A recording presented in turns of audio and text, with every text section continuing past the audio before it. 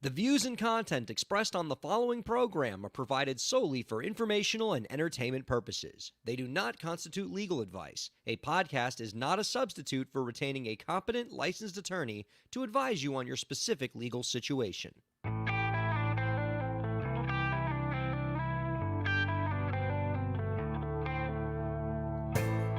How's it going, everybody? Welcome to the show. It is time for Break the Business, where we empower indie creators and have some fun along the way. I'm Ryan Kairalla, and it is a pleasure to have you here this week, coming at you on Twitch, on YouTube Live, on Facebook Live, on all your podcasty platforms, and on SiriusXM Channel 145 Slam Radio. Happy to be joined by my co-host this week, JC. How's it going, JC? There we go. How's it going, Ryan? It is going great. So 2 good weeks to in see a row. You. I know. This is, and I'm not even bored of you yet. I mean, how about that? Such a treat for you. I get it. It is a celebration for you and you alone. It is a celebration. And let me tell you why. I am so happy to see you. For the folks who don't know JC, he hails from a little burg called Portland. Just a little one. From what I've been seeing in the news, JC, Portland is what could only be subtly described as a flaming apocalyptic hellscape right now, from which there is no return. Do I have that about right? Is that the proper geographic term for that? Yes, absolutely. We're not allowed to go outside anymore. By order of your skin will be melting off if you do. It is fry an egg on the street, boiling lava hot out there. Now, I'll say this, JC. Let me say this. Mm-hmm. When I first saw the temperature reports, and it was like, 110 degrees or something insane like that? Higher. Go higher. Oh, for God's sake. I was saying to myself, this is bad, but I know that Portland can handle this. I know that Oregon is not going to collapse. They're going to be okay. They're tough people over there. They're going to get through this. Until I saw this picture on Twitter. Lauren, can you pull this picture up for me here? Oh, jeez. And once I saw this picture, I immediately realized just how bad the situation was. For the folks who are not seeing the stream right now, this is a notice from an Oregon gas station in which they are saying that gas is now self-service in Oregon. How bad does it have to get in Oregon before they say you have to pump your own gas? It's Mad Max over there. You have to understand, this is one of the things that we have over everywhere else in the country where we're just like, yeah, we do things different. Get used to it. Keep Portland weird and keep Portland inside their car when you go to the gas station.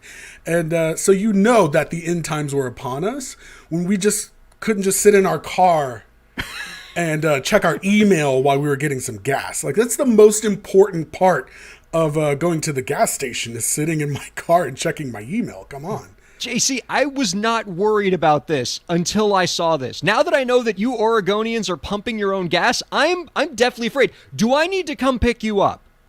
Oh, do you need rescuing? Understand that it was a mere 40 degrees cooler today, okay? So we are back inside of our cars and we will not pump any gas. Thank you very much. Other people are paid to do that. So we've come out on the other side of this. The temperatures are back within the normal garden variety 2-digit range in your neck of the woods. Thank goodness. Oh, thank goodness indeed. Truly, we beat our standing record by 9 degrees. That's way too many degrees to beat your standing record by. That is absolutely ridiculous. But yes, we have cause to celebrate that things are finally back to normal. Thank you. Meteorologically, at least, where you are in Portland. And we have lots to celebrate as well on the show front. Our guest this week, so happy to have him in the next segment, Nick Cianfione. He is the CEO of Artist Republic. Artist Republic is a full-service platform, web-based, providing marketing, management, booking solutions for independent artists. I'm intrigued to learn more about how this platform works and how it promises to be sort of all things that artists need. That's a pretty big check to write, and I've seen a lot of platforms try. I've seen them try, and with mixed results. So I'm excited to see what Nick has done to thread the needle on this. That's going to be a fun conversation in the next segment. But before we get into what's going to be a fun conversation there, JC, Absolutely. I got to get into a rather distressing set of tweets that I saw from an artist. Before I ask Lauren to put these up, I want to tell you, JC, a little bit about Polydor Records. Okay. Polydor is a UK-based label distributed by Interscope. By any measure, they're doing pretty well, Polydor. They are the UK label for a small up-and-coming female artist, Billie Eilish something or another. You know, they got her in the stable. Apparently, she's doing okay right now. That Billie Eilish? Yeah, you know, must be like an obscure new wave, maybe like a didgeridoo jazz or something, just obscure artist. And you know, they're doing the best they can with her. You know, they're trying to make money off her. But they've been doing a lot in terms of talking about justice causes, right? A lot of these labels now are trying to sort of get on the social justice train, your hashtags, your black boxes on social media, things like that. And they have a hashtag going out now, hashtag no silence in music. That's their big hashtag. You see it on a bunch of their posts now. It's all about we're fighting against racism and prejudice. And I thought that quarter rests and whole rests have entered the chat, but carry on. That's right. No rests in any more Polydor music anymore. You come at them with the quarter rest, the half, they will just kick you right out of the studio. You're playing right on through. They will take the keys to the studio. That is a really obscure pop culture. Is that Saturday Night Live? What was it Mad Magazine or Mad TV? Who was the one that he took the keys to the studio? That's Making the Band, right? Oh, it's Dave Chappelle. Was that Dave Chappelle doing Making the Band? Okay. Yeah. Anyway, so I want to bring up this hashtag, no silence in music, to talk a little bit about just labels generally. So if you know this podcast, if you know what we've been about for 5 years or 6 years since we've been hosting this show, if you're familiar with the Break the Business book, you know I have what you would call a healthy skepticism for the major label model, or what you might call a boiling hatred for the label model. And people ask me all the time, what is the piece of record deals that I despise the most? Like, what's the thing that I tell people about record deals and I'm like, oh, that really rubs me the wrong way as an entertainment lawyer? Hey, Ryan. Yeah? What is the piece about record deals that you despise the most? I am so glad you asked. You know, a lot of people ask me that question. I have heard that a lot of people ask me that question. You hear that around, I'm sure. Yeah. And I could talk about the comically low royalty rates. I could talk about the 360 provisions, where labels are basically carving up income of artists in live performances and merchandising and a bunch of things that the label is in no way responsible for creating income for with that artist. I could talk about the work for hire clauses, where basically the artist makes the album but does not own the album that they make. I can talk about the recoupment clauses, where basically an artist is an indentured servitude to the label and has to recoup all the label's costs out of their own royalties before they see a dime of royalties. So even really successful artists throughout the universe, exactly. So that, you know, even pretty darn successful artists may never see a dime in royalties. You always hear those behind the musics where oh yeah, TLC sold 1 million records and never saw any royalties. That's how that can happen, recoupment. Mm-hmm. But of all of that parade of horribles, of all of the things that frustrates me the most about record deals, the number one with a bullet, the top of the mountain of things that I despise is this very notion of the exclusivity in a record deal. So you as an artist, you're signed to a deal, you can record for that label and only that label for the duration of your record deal. Plus, the label determines when you record, how you record, and with whom you record, and couple all of that with a record deal. The term of a record deal is not years, it's not temporal, it is the number of albums. It's a 3-album deal, it's a 5-album deal. Exactly. And so you might be thinking, if a label sets the schedule for how many albums or when you record, and a label also determines, and a record deal is based on how many, a certain number of albums, couldn't that mean that a record label could keep an artist in a record deal for a long, long time if they just decide not to record any albums with you? I'm so glad you asked. I did ask that. Thank you. Yes, you did. So enter UK artist Ray, not to be confused with Ray Robinson who we had on last week. This is a different Ray. That's also Raye. She is signed to Polydor Records, and just yesterday, as we're recording this, she puts out a set of tweets that, to call it heartbreaking, would require a gift for understatement. I just want to read 4 of these tweets. Oof. Lauren, can you put these up? We're just going to read them in order and just prepare to get your heart just ripped out. Okay, here we go. This is Ray. She signed to Polydor. She says as follows. Imagine this pain. I have been signed to a major label since 2014. That is 7 years. And I have had albums of music sat in folders collecting dusts. Songs that I'm now giving away to A-list artists because I am awaiting confirmation that I am good enough to release an album. For context, in order for an album to be created, the label has to release money for the songs to be finished. As we talked about, the label decides when you record, with whom you record. They set the schedule. They make the decision. So the label has to release the money for the songs to be finished, fees for producers, mixes, masters, and marketing support, etc. I have waited 7 years for this day, she writes, and I am still waiting. I have been on a 4-album record deal since 2014 and haven't been allowed to put out 1 album. All I care about is the music. I'm sick of being slept on, and I'm sick of being in pain about it. This is not business to me. This is so personal. And finally, she writes, I've done everything they asked me. I switched genres. I work 7 days a week. Ask anyone in the music game. They know. I'm done being a polite pop star. I want to make the album. I want to make my album now. Please, that's all I want. And so, if you needed a 4-tweet encapsulation of what I hate most about the conventional record label model and why I tell artists to run away from these deals as fast as you can, it's that right there.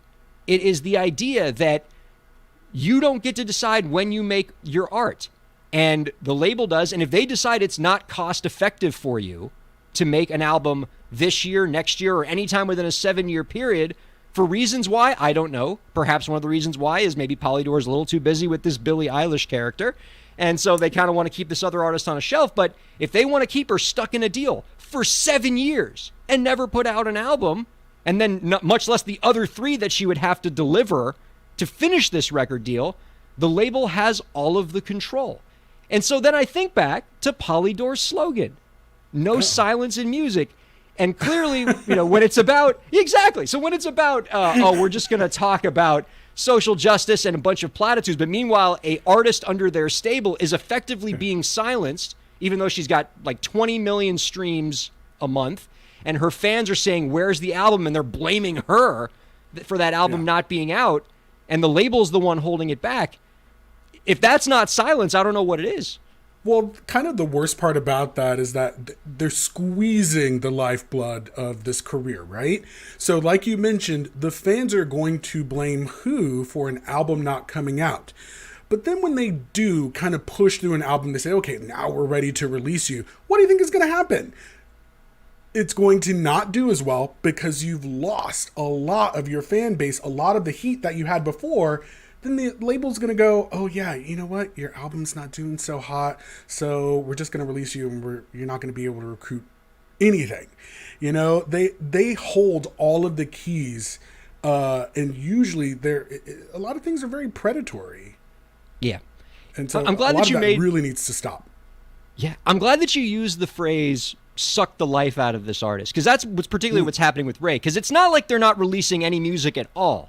She's been putting out singles. They've been having her put out EPs, but none of those count against the 4 albums of the 4-album deal. So she's creating value for them for free, but not actually getting to make any headway in terms of performing on this contract. And so they're using up her music-making prime. they're using up, especially for a young artist, when you're young artist, particularly a female artist, late teens into your 20s, that's your prime. And she's been spending those, 7 years of her prime on the bench. I've seen a lot of these deals, by the way, where it's an artist gets stuck in a deal like this. I've never seen anything this egregious, where it's 7 years and not one album is released. This is the worst of the worst. Yeah, I mean, not even releasing a Puff project in that time. It's absolutely insane. But, I think that this artist and several other artists, this is not a story that we haven't heard before, right?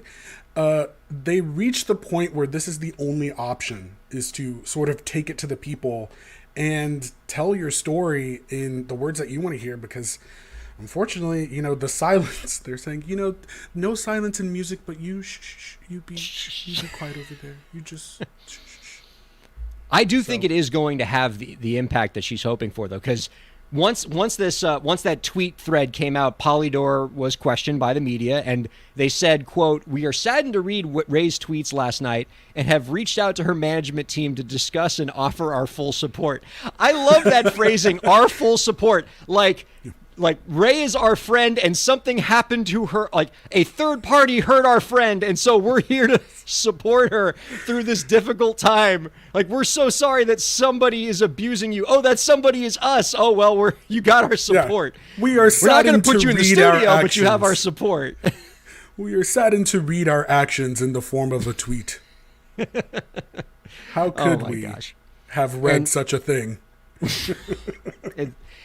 It sucks. And like, I've lived this in my own practice. I have a very painful memory of being in a restaurant with this artist who was pretty much the same age as Ray, and her explaining this to me, because like a friend of mine like connected me to her and said, "Can you talk to her? Is there a way you can get her out of the deal?" And it was a similar kind of deal. She was stuck in this deal for I think 4 years, no albums released, no point, no light on the horizon about an album eventually getting released, and she was sobbing. Loudly sobbing in this crowded restaurant in Miami because she felt trapped. She felt no way out. She felt that she's a creator. She feels this urge to create, as all creators do, and she's contractually prohibited from creating. In economics, we talk about this idea of market failures. I remember they said a market failure is when there's something that's preventing producers and consumers from getting the thing that they both want, and because there's something in the market that's preventing just that transaction. Right. Labels are an inherent market failure. This is a situation where Ray wants to make albums. The fans want these albums, and they're like yelling at her on Twitter, "Where's the album?" And it's not happening because a label is standing in the middle saying, "We don't think it's cost effective." And it just pisses me off. It's just so upsetting. Yeah, it's something that I know you preach all the time, is that you've got to be really careful when approaching these labels who really do want to hold the keys.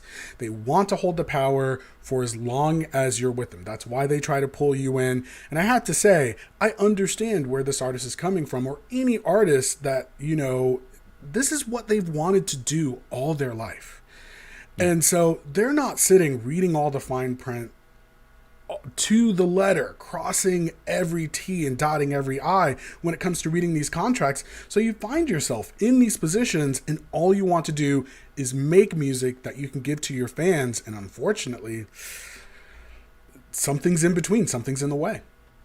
And something else to note here in closing, and I think this is the way to really make this real for the indie creators that are listening and watching to this, is the new music industry, this quote unquote new music industry that we're in, where it's easier and cheaper than ever to make, promote, distribute music, perhaps using the platform of Artist Republic. We're going to talk with Nick Cianfioni in just a second here. Maybe his tools can lend some assistance with this, but because of this new world that we're in, where it's easier than ever to create music and put it out there, your fans have an expectation of getting more art from you than they ever have. They want to see, music regularly, a new song once a month. And all of that new reality is so incongruent with the old label model of the label's going to put out an album of yours every 2 years when they feel like it. 2 years. In 2 years, they're going to forget all about you. You know, 2 years is like a million years in this industry with how I competitive. can't it is remember now. what happened 2 minutes ago. 2 years. It's so. I mean, think about TikTok trends, right? Like, Yeah. I mean, whatever was a trend 2 weeks ago on TikTok, we've all forgotten about, and you know now it's something completely new, and that's just Absolutely. And so you can't even think about a TikTok trend that was I can't 2 even weeks ago. Like, I'm trying. One can't even come to mind. And so you Yeah, can't exactly. get into these label models where we're going to put out an album every 2-3 years, or we're not going to put out an album of yours for 7 years and keep you trapped in this deal forever. It's just completely unbelievable. And the hope in this is perhaps this combination of Ray's tweet thread and how much it's pissed off her fan base because her fans have already started attacking the Polydor Twitter account. Hopefully that springs Polydor into action and she at least can get one album into this 4-album deal. So, you know, at this rate, if she puts out one album every 7 years, she'll be out of this deal when she's 28 years from now. That'll be great. Yeah. All right. Okay, JC, here's the thing. That segment got me heated. It got me thinking about every record deal that I've ever worked on that's made You me were just hotter than outside for me. No, they are doing self-service gasoline in my body right now because of how heated I am. And so I had another story that was like a serious music business story, but I kind of need a palate cleanser. I kind of need something, you know, more fun and interesting and hilarious. You told me that I should come to you for IKEA couches. There's apparently something going on with IKEA couches that you just need to you need that I should know about. So I will say, as of the release of this podcast, we will have already concluded Pride Month. So happy yesterday Pride for this. Thank you for that, Ryan. And it's been a pretty successful Pride Month, I guess. You know, congratulations to the corporations. You are now able to put away your rainbow logos. You are able to, you know, just tuck that away, pack it away for the rest of the year, and come back next June. It's really great. But as far as the gay agenda goes, we got some really good stuff this Pride Month. We got the release of a new He-Man trailer. That's pretty on the queer spectrum. We got He-Man coming back. We got Loki as a confirmed queer in the MCU. So thank you, Loki. We've got Sha'Carri Richardson going to the Olympics as America's fastest woman, and saying that, you know, she, you know, ran that race in full beat makeup, acrylics, and this bright orange hair. And she said that her girlfriend picked out her hair. So, you know, we got some good stuff happening for the gay agenda. All in all, good June. This was a But to solid truly June. cap it off, IKEA Canada has released a set of couches that they say, and Lauren, if we could pull that up, they say are inspired by the different flags and representations along the queer spectrum. So as you can see, there are some pretty choice options here for couches. None you will ever see in my queer household, but for some person, you know, because this is not a visual medium on the podcast version, we've got the Two-Spirit all black couch with just the little rainbow going on. We've got the asexual, the ace flag that is, you know, they're black, purple, and white, and it's got some weird shag going on, a very interesting, almost not safe for work pattern going on with that. But, you know, IKEA bringing it to you. You've got the pansexual flag, which looks like it was created by a kindergartner. So you can put that in your house if you'd like. And also the one that caused the most stir is the bisexual flag couch. Do take a moment to look at this. It is covered with hands everywhere. And the thing that caused people what does it say on the pillows there? With this, it says, it's supposed to say rather, when you change when you change or to and, nobody believes you. Of course, they have this phrase kind of segmented into two. It's the two back pillows. Yeah. So, of course, the internet, seeing things in front of them, makes fun of the fact that one of the pillows on its own says, "Nobody believes you." So just you could just kind of take just that. Exactly what you want to hear on Pride Month. Just of course. Well, and yeah, when you take two things and split them up, of course everyone wants to read it across, like I just tried to just now. So when you change nobody or to and believes you.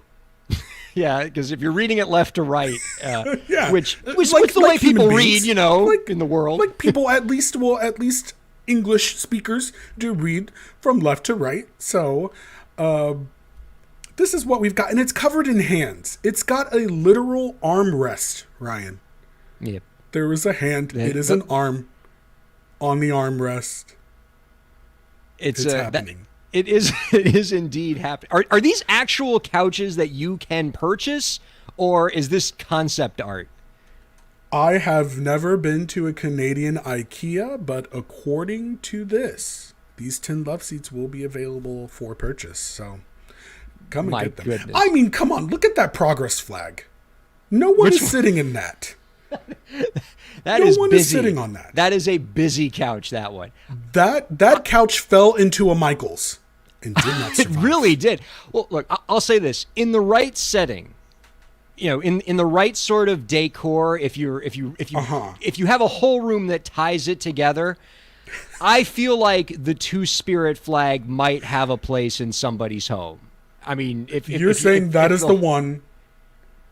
That is the one that has the most chance. Super modern, super modern, like room, like a lot of, you need a lot of black, maybe even black paint on the walls, or maybe just like a super white room with like that black couch for contrast. But some of these are just wild.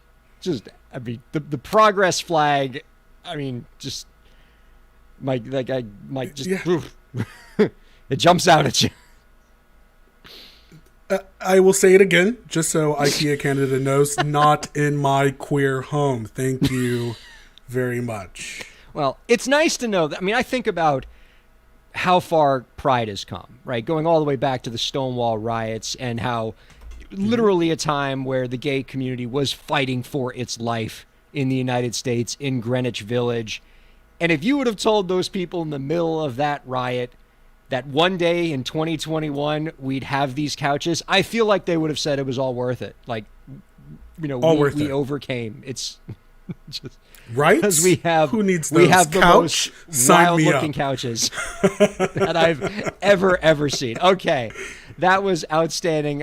People, I guess if you search IKEA love seats on Google, people can find these. Oh yeah, oh my goodness, absolutely and our wild. apologies. Oh, wow. Okay. That was exactly what I needed, JC. Thank you. That was a palate cleanser.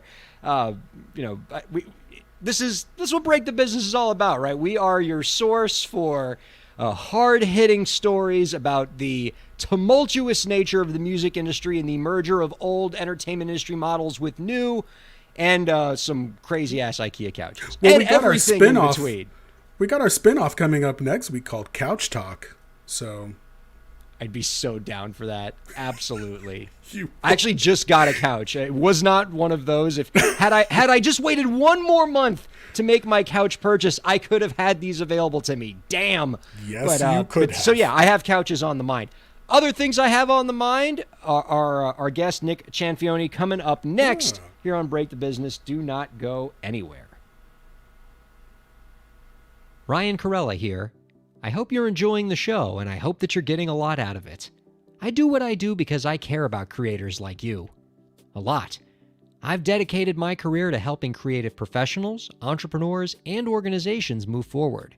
I do it by hosting this program, and I'm also proud to do it in my legal practice. If you're a creative professional looking for solutions-oriented legal services to help you further your goals, I'd love to help. My firm RKPA does contracts, commercial law, copyright, trademark, and more. Visit rkpalaw.com to learn more. That's rkpalaw.com. Ryan A. Kairalla, PA, Miami, Florida.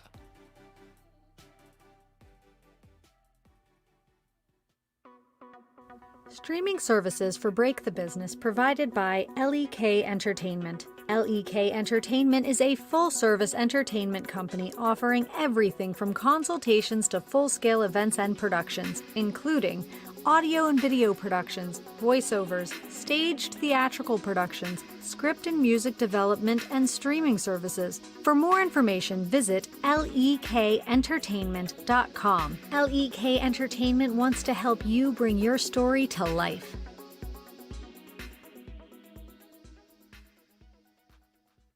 Thanks for supporting Break the Business. If you have a question or topic that you want us to discuss, email us at breakthebusiness@gmail.com. You can follow the host, that's me, on Twitter at Ryan Kair, and you can follow the show at the BTB Podcast.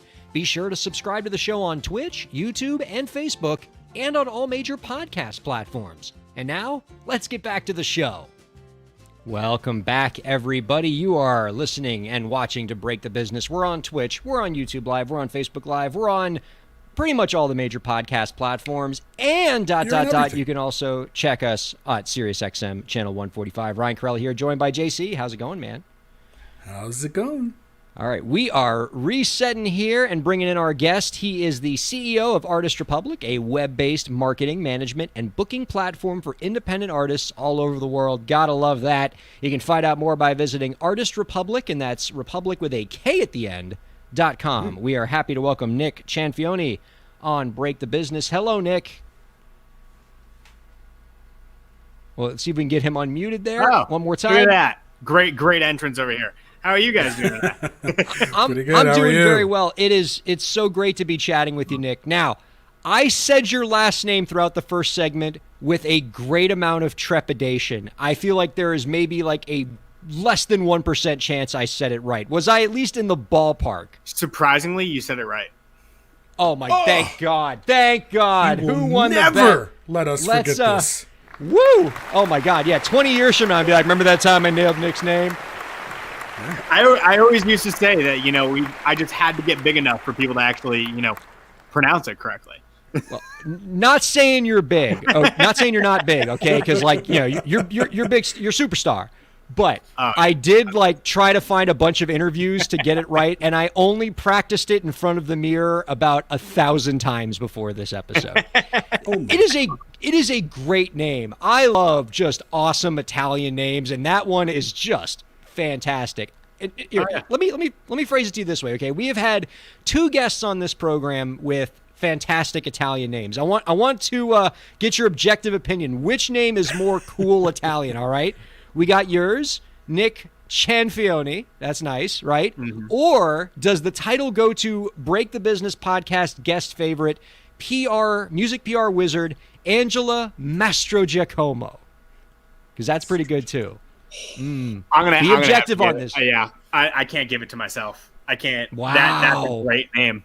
That's a great Italian name. It's both solid. It's close. It's a photo finish. I don't want you to be upset with yourself. Yeah. No, when you just end with an O, it's just so much better. Yeah.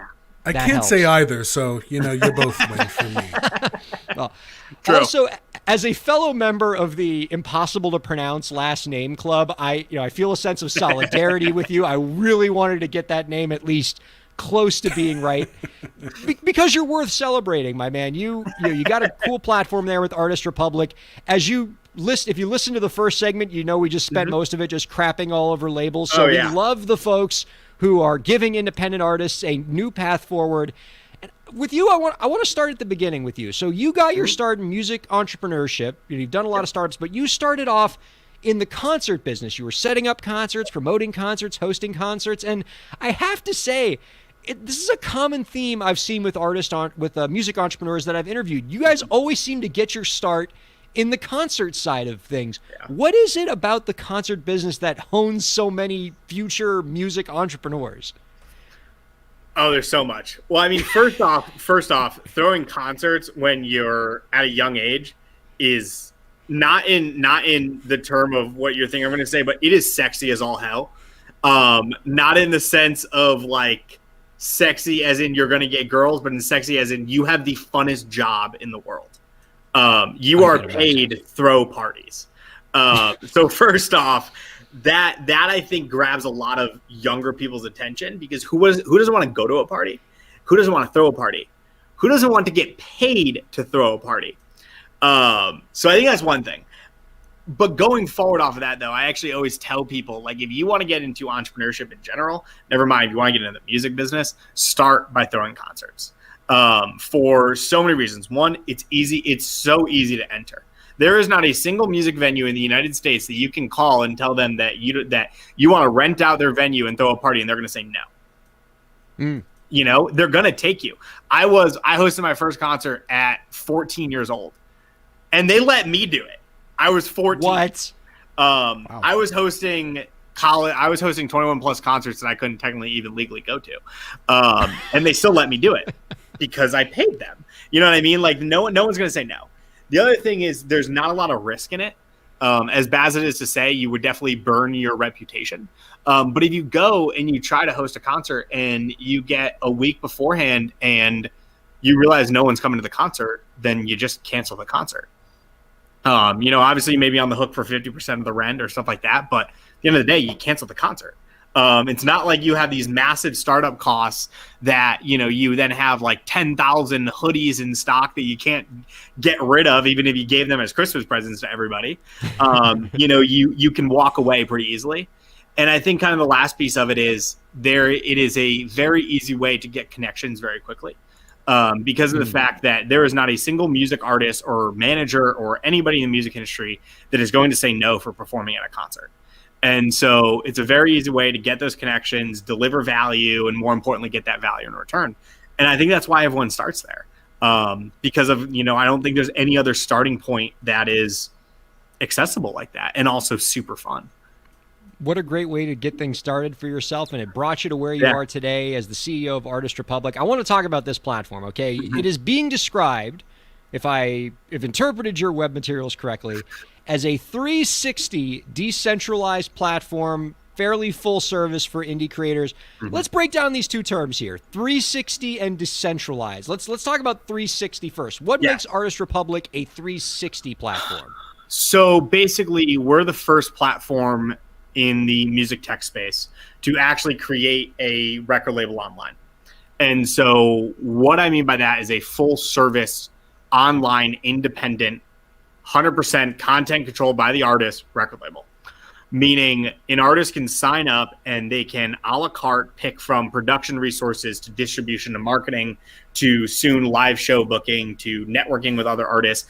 Everything that you would do if you were to sign your life away in a 7-year 4-album contract without the need to sign your life away in a 7-year 4-album contract. And so that's really what we're doing in the simplest of terms, because exactly what you said when I was listening in the beginning, the record label model actually works really well, but what doesn't work is the way they execute that model. And that's where the problem is. The model of having everything in one location is extremely efficient. It's extremely cost effective. It's not confusing at all to the artist, and it works. But what gets them caught up is when they execute that, which is the work for hire clauses, the content creation, the content control, everything that you were talking about. That's where they screw up. And so if you could just take that model and remove all the bad pieces and then put it online so that every artist in the world could access it, well, now you got the future of music. I love Nick's perspective, JC, of the record label model is this beautiful thing bringing all these services together that was just completely ruined by lawyers making crappy contracts. Gotta hit them where it hurts. Normally, I would say that was a dig against me, but I'm very much a lawyer on the other side of this dumpster fire. Yeah. And so you're trying to take the services that labels provide on the creation, promotion, distribution side. Yep. You're trying to put it all on one web-based platform for an artist. Makes sense to me. You also speak of your platform being decentralized. What about it is decentralized? So what we mean by that is a couple things. So one thing is decentralizing the music industry, it's actually kind of a double entendre in one sense, which is we're actually decentralizing the music industry by centralization. If that makes sense. And so basically you have the record label industry, you have the music tech industry. And we're pretty much decentralizing both of those industries by saying you can get every resource you need in one place without signing a record label. But at the same time, you don't need to have all these different subscriptions to 7 different distributors and 7 different marketing companies and all this stuff. You can just come to one place. And so we're basically decentralizing both of those industries by just bringing it together. But at the same time, the platform is actually built in a decentralized way, meaning we do not provide every service. And so the way that's actually designed is we're the platform and we know what we can build that we're good at, and then also where our pain points are, that there are current vendors out there that are better than us. And so if that is the case, we'll either acquire that company or we'll bring them in as a partnership and actually have them provide the service through Artist Republic. And so instead of adding more competition to the market, we bring them into the platform, enable all of our artists to access in that area, but decentralizing the control of who's actually managing that system. I'm inclined to think that that's the only way you could probably make it work, because the skill sets required for any organization to create recording, promotion, and distribution services, those are so different. They require such different skill sets, operationally, technically, that I feel like if one company said, we're going to make that platform, all of those different platforms, it would be a bunch of platforms that none of them were very good because of the differing skill sets. So your feeling is you have to, find the platforms that are already experts at this and bring them in to be something decentralized, but to put it all under one roof so it can be a one-stop shop for creators. Yeah, and that's if we can't already do it. Like, perfect example, there's dozens of beat stores out there where artists can buy and sell beats and stuff like that. But we made the strategic decision to build our own beat store because we already had about 3,000 producers on the platform that were using our platform to sell mixing and mastering services. So for us to build our own beat marketplace and build up our own licensing agreements wasn't that hard. And so it was pretty easy and effective for us to launch our own beat store. But, other areas that are a little more complicated, we bring in, if we don't want to actually dive into that ourselves, we do bring in, other companies. Like, we're not going to be managing our own publishing. I can tell you that right now. We're working on publishing partners because that is something that I don't want to deal with. That is a headache, and it is a lot. Same thing with DAW systems. We don't want to be a DAW. We'll partner with DAWs. But that I'm never dealing in the world of sound creation. That is a beast within itself. And there are way better people out there than us that can do it. What's the price point of all of this for an artist? I mean, if I'm walking into this platform and I could see myself needing several of the different offerings that Artist Republic has on either the creation, promotion, distribution side of the ledger, what is this looking like for me as an artist in terms of how much I have to spend? So we like to start things. I mean, everything is a la carte. So you can pretty much join the platform for free, and then you can pick and choose what you want to go with. Everything we like to start at multiple points. And what I mean by that is we know that we have artists from, we have over 100,000 artists from about 192 different countries on the platform. So we know that there are artists of all sizes. And that brings an inherent response of, okay, how do you have a platform like going off the beat side of things? How do you sell $1,000 beat to a professional artist that's using your platform, but also have beats that are accessible by someone who's a bedroom producer who's just starting out? And so when dealing with the beat store, we actually did a creative thing. We actually hired 2 producers in-house, a part of Artist Republic, to ghost produce us beats that then we then put on our beat store with unlimited license for 99 cents. So we said, okay, there's a part of our beat store where you can buy beats from professional producers for 99 cents. You can't buy them exclusively or anything like that, but you can get your start. Then you have the other side of the beat store where you have Grammy-nominated, awesome producers that are selling beats for thousands of dollars. And so we really want to give that point where it's like depending on which part you're at, we can help you enter, the platform based on where you're at and where you want to go. Well, one of the things about a platform like this that is an exciting challenge, I would say, for a founder in your position is when you're trying to be the 360 service, you're trying to do it in a music industry that's changing pretty much every day, right? Mm-hmm. What the music industry looks like now, very different than what it looked like 5 years from now. What the industry is going to look like 5 years from now will bear only the faintest resemblance to the industry we have today.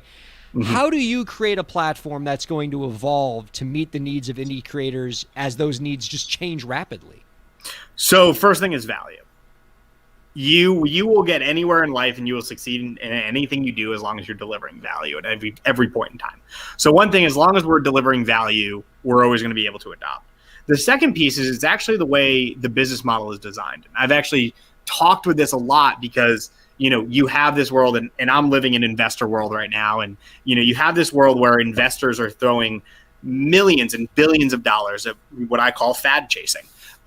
You have all these companies getting massive funding rounds. But the reality is their business model is based on a fad. And then, in 3 or 4 years, it's gone. Maybe they recouped their money, maybe they didn't. And so really the way Artist Public is designed is that the core business model is not on a fad. The core business model has been around for 500 years. Well, I don't know, however long record label's been around. That core business model has been around for hundreds of years. And so basically what keeps us up to date is within those core business models, what services we add on can change over time. So, a perfect example is marketing changes every day. We obviously have our marketing silo of the company of, okay, these are the resources we have for marketing. Obviously, one of, some of the biggest marketing services have to do with, how do I advertise my song? That changes every day. And so as that market changes, if one marketing service that we have right now just starts to underperform over the next 6 months, then clearly there's going to be something else. And that system can then be built into our marketing silo. And then we deploy that and we take the other system down. And, we can continuously adopt because at the end of the day, the business model is still there. It's just the way we deliver it may change over the years. Oh, that makes perfect sense to me. Let me ask you something from just a perspective of somebody who found startups. Mm-hmm. You've launched quite a few of these music startups in your career. Are there any lessons that entrepreneurs like you learn from founding a music business startup that you think are good lessons for indie creators to learn that are trying to establish an entrepreneurship presence on the creative side? Ooh. The indie creator side really got me. I will say this. One thing that I think is a great lesson that I have learned through being in the music industry is the ability to sell and the ability to promote genuineness through brand voice. And what I mean by that is there is no industry in the world that will automatically think that they are getting screwed over by you before you even get $1 from them, besides for the music industry. He's so right. That teaches you so much. Really, when I learned that was before this, I ran a marketing company for the music industry. And I always say I learned after that, running that company, I could sell ice to an Eskimo because every day I had sales calls. I had 22 sales calls a day with music artists. First, I would cold DM. So first off, I had to sell them on cold DM. Then once I actually got them onto a call, I had to convince them to trust a person they had no idea who they were on a service that they don't like and don't know about, and give them the value that it's going to work for them, and then convince them to pay me after I render the services. That right there will never be experienced in any other industry.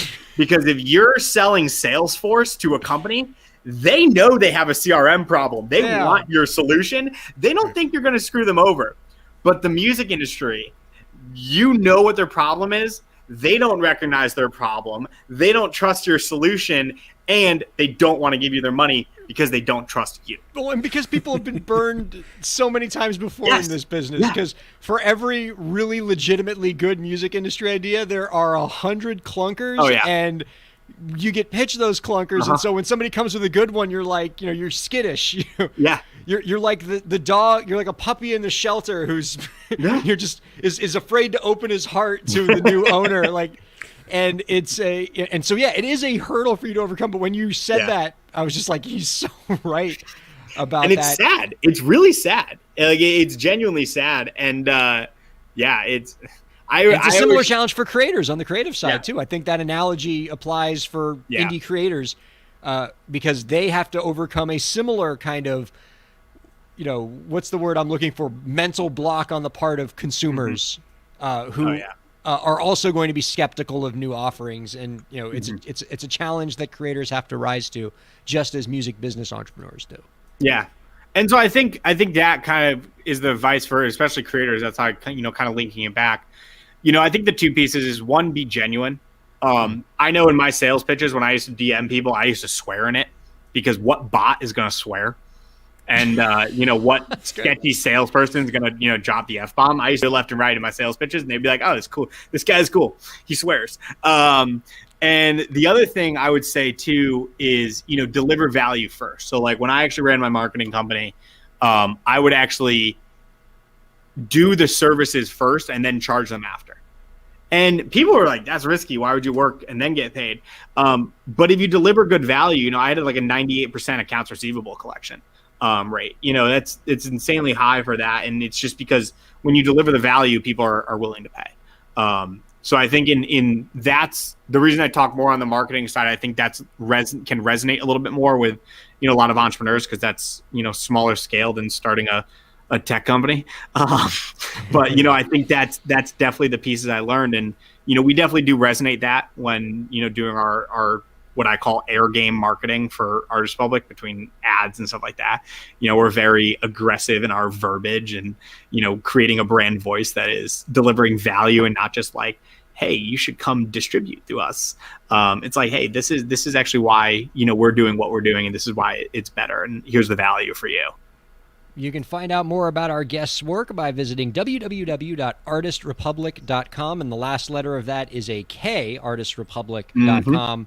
Our guest, Nick Cianfioni, here just sharing some great knowledge. Before we let you go, Nick, one last question, and I know you gave us a tip there at the end, but we're going to get another one out of you here. Do you have any last tips for the indie creators out there to help them move their careers forward? Yeah, don't stop.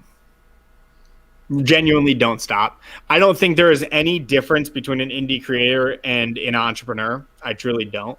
Both of us are jumping off a cliff and building in the airplane on the way down.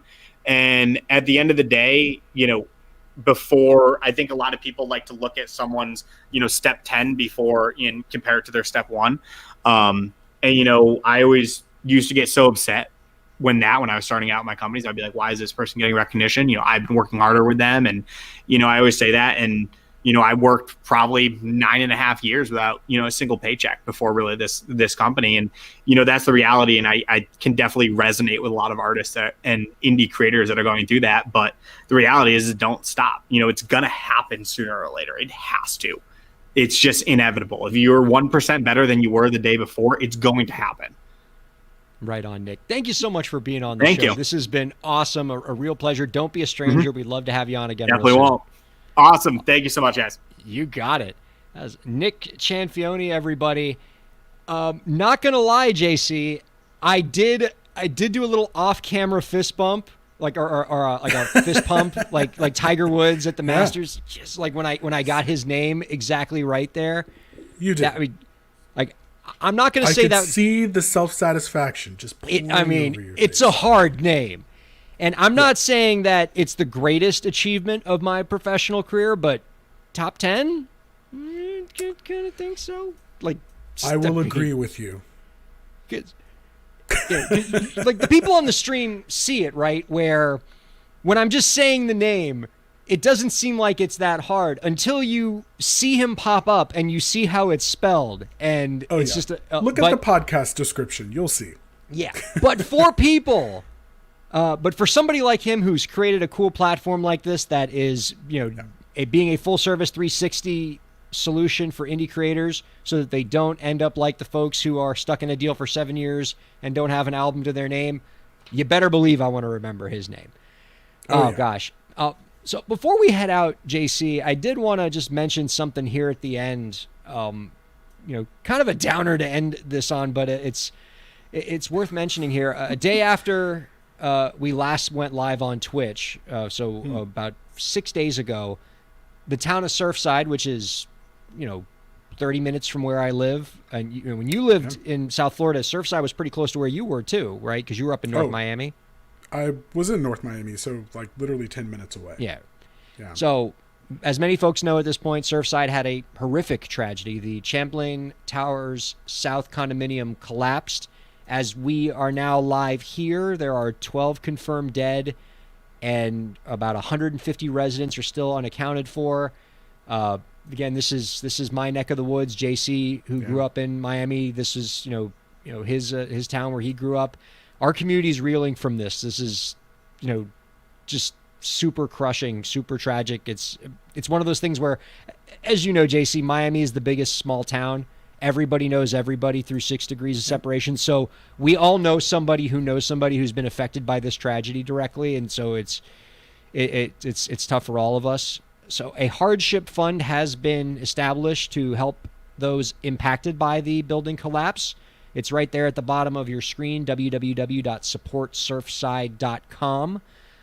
I encourage all of you to donate. We're going to be donating here on the podcast, and we'd really appreciate it if y'all could just step up and support our community, support the people who have been just lives irrevocably changed by this kind of thing. I heard this mentioned on a radio show the other day where, and it kind of resonated with me, this idea that when you walk into a building, you never think of the possibility of it collapsing. Like, of all the things, I'm a pretty fearful guy in terms of just being afraid of everything on this earth. I've never walked into a building and thought that could ever possibly happen. And now I'm going to be afraid of that every time I walk into a building. But, it's just, it's really shook my world. And, I'm, not, I don't have like a family member who's directly affected by it, but it's our town. It's your town, JC. It's been tough. Yeah, and my heart goes out to everyone affected by this. And like you say, we're such a small, big town here in Miami. But like on the other side of this, I really hope that we're not worried about walking into buildings. Something will come of this that will be better, and that we will have more regulation. We will find out what happened here, and that will bring a little bit of balm. It won't bring back all of, the confirmed dead or the people that are missing, but we need to find out what happened and support the people that are doing the work right now in the recovery efforts. Well, let's definitely do that. Again, you go to www.supportsurfside.com. That is the hardship fund that's been set up to help those impacted by this horrific tragedy. My thanks to you, JC. This has been a really engaging show. We really got to run the gamut in terms of just hard-hitting news about just, I feel like this was an old school show, like just picking on record labels, just getting back to our roots here at Break the Business. Gotta love it. You really were. Loved having you here along the way, lending your insight, and just a fantastic couch segment. And thank you. Our thanks as well to Nick Cianfioni for joining us as well. Again, check out artistrepublic.com to find out more about his platform. Thanks to all of you for listening and watching Break the Business. We will see you next week.